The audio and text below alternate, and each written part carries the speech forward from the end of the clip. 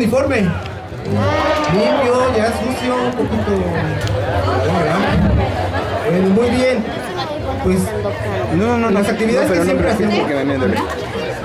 Nuestro uniforme queda sucio, ¿verdad? Y luego más cuando Maná se mete a lodo. Pobre de los viejos lobos.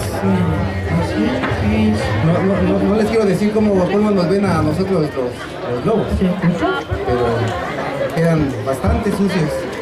Y lo primero que hacen los lobos al llegar a sus cubiles es quitarse el uniforme para meterlo a la lavadora. Y así es como nace este aullido y se llama el baile de la lavadora.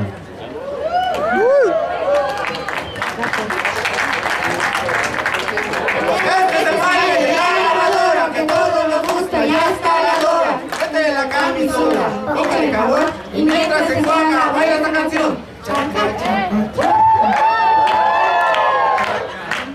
Este es el baile de la lavadora que todos nos gusta, ya está la hora. Vete la camisola, póngale jabón y mientras se enjuaga, baila esta canción.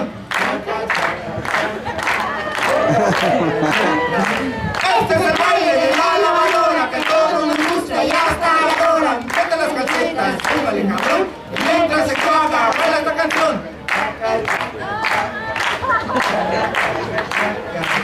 Este es el baile de la lavadora que todos nos gusta, ya está la hora. Como el uniforme ya se secó, cántalo de nuevo y baila esta canción.